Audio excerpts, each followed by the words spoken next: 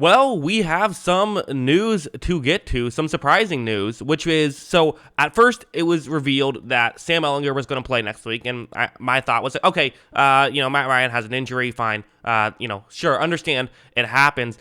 No, that is not the reason why Sam Ehlinger is playing. The reason is because Sam Ehlinger is who they believe they have the best chance to win with right now, and to be honest, the way Matt Ryan played last week, I totally understand why. It's been a disappointment with Matt Ryan. I mean, Ryan wasn't great last year. No one's going to sit here and say Ryan was coming off of an incredible year with Atlanta, but he was coming off of an okay year with Atlanta, and a lot of people felt like it was the situation around Ryan that made him look worse. I think that was true. I don't think that was just, in hindsight, a wrong take. I think that was fair. But he's just not been good this year. There's just no getting around it.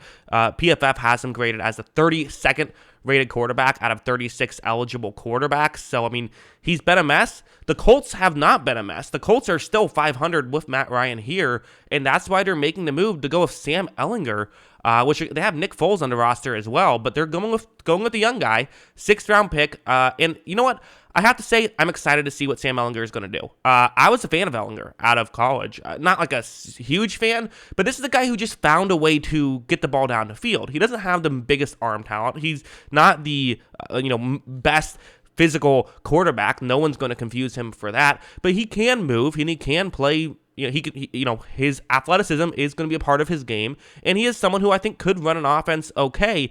I kind of agree with this decision, if I'm being honest. Again, I was higher on Ehlinger than some other people were. I think that, he does kind of feel like he could be a Taysom Hill type in some ways, because it's just the way that he was able to, run at times. Maybe a smart runner is the better way to phrase him, but some of these runs feel like they shouldn't work at the NFL level, but they might. I wouldn't be shocked if they do either. So very fascinated to see how he's going to play. But for Matt Ryan, I mean, what a mess this trade was, right? Listen, a lot of people are going to sit here and say that a lot of people are going to sit here and say, oh, what idiots making the trade for Matt Ryan. Obviously, in hindsight, they should have tried to get Tom Brady. Okay, yes, a bunch of teams are sitting here saying, why didn't we go after Tom Brady? But you didn't know that was going to happen. So, that's part of the situation. You didn't know Brady was still going to be great. You tried to make some moves. I'm not saying that every single move they made is great, but this past offseason, what were they supposed to do? There was no great quarterback coming out, so you had to try to figure out some quarterback. You could have stayed with Carson Wentz, but that doesn't feel like a great move. Getting value for Carson Wentz was probably the correct move. And Matt Ryan, he was going to be relatively affordable this year. He was coming off of a decent season. It felt like an okay move. It felt like you were getting an upgrade at quarterback in doing this. It actually felt like a pretty decent move. It just, it's just really not worked out, because not only did they give some draft capital to get him, but okay, you lose draft capital. Every year, teams go out and spend draft capital on someone that doesn't work out, whether it's through a trade or through actually drafting. Not everyone's going to be a hit. That you can live with. But what's interesting is, his cap hit this year, $18 million, and then next year, you're looking at an $18 million dead cap if you cut him, is what I'm seeing here on Sports Track. So they're in a bit of trouble. I mean, they needed him to be at least good for 1 year and probably good for 2 years. Now he's not even their starter, which, again, he is banged up. That's worth mentioning. So, because, again, the way this news broke was that we first found out, okay, he's injured, they have to, move on. And I believe Nick Foles is even the quarterback number 2 on Sunday. But what's fascinating is that even if, it's Ehlinger's job. He is the guy now who is going to be the starter fully. So because of this, I mean, again, how do we feel about the Colts? I feel like this has to be a good thing for the Colts, right? I mean, listen, you don't know what's going to happen. Sam Ehlinger could come out and look like Nathan Peterman, and then you have to make a move back, right? Remember when the Bills moved off of Tyrod Taylor for Nathan Peterman, even though they were decent, and then Peterman came and looked just so bad, they went back to Tyrod Taylor.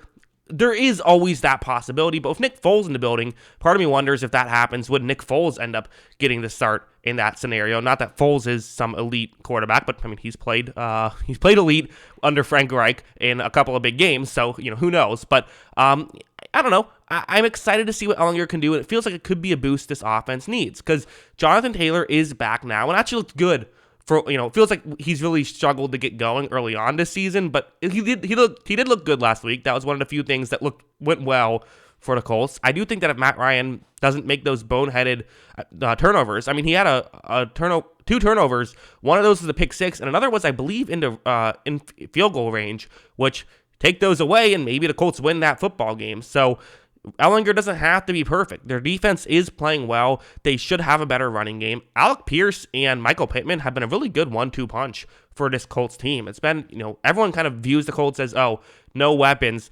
Their weapons have been okay. Their weapons haven't been the issue.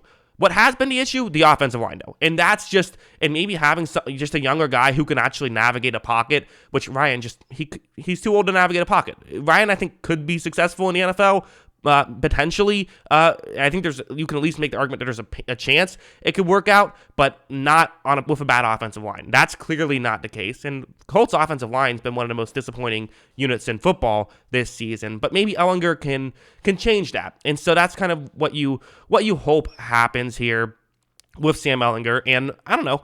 It's interesting, right? Sam Ehlinger was if you don't watch college, I don't watch a ton of college, but I know that he was kind of he was a quarterback that got a lot of talk about. He was a really good college quarterback, and that's always fascinating. So, I don't know. I remember my takeaway when I watched all of his tape was really that he's just someone who feels like he can come in and should be able to play competent football and has a history of being able to get more out of a team than you expect. So, because of that, that's what I'm excited about with the Indianapolis Colts. And listen, this team's not making the playoffs with Matt Ryan. I think that's just how I feel about Sam Ehlinger, how I feel about the Colts is just that, he gives them a chance. He breathes more life into this football team, and that's kind of what I think is fascinating about it. So, yeah, again, it's tough, right? It's tough with the Matt Ryan contract, but they're doing the right thing, right? You have this bad contract.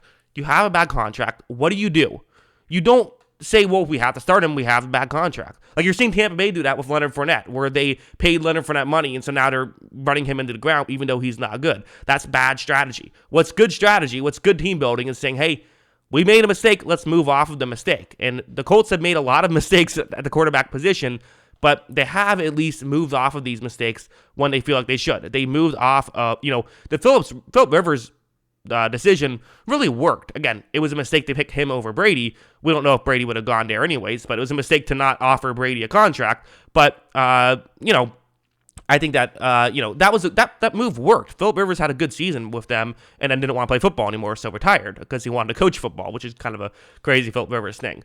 The Carson Wentz thing didn't work out, but it worked out okay, and then they got rid of him once they realized it wasn't working out. Matt Ryan didn't work out, but I understood the process, and they're not just saying, well, we want to, we paid him, so we're starting him. They're saying, no, he's not playing well. We think Ehlinger gives us a better chance to win, so Ehlinger will be the starter.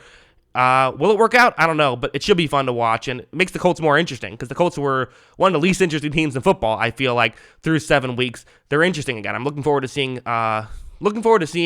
what they have going on here coming up soon. So they play the Commanders. That's definitely a game you can win. That's a game that, Carson Wentz, who I don't believe will be starting either in this one, but, kind of an interesting thing of, his team playing that. That'll be an interesting game to see how it goes. I think I played New England at New England, so that might be tough. But, at least for next week, you're getting a chance. We'll see how it works out. But that's what I think. What do you guys think? Let me know in the comments below. Always love hearing from you. And, of course, as always, thanks for watching.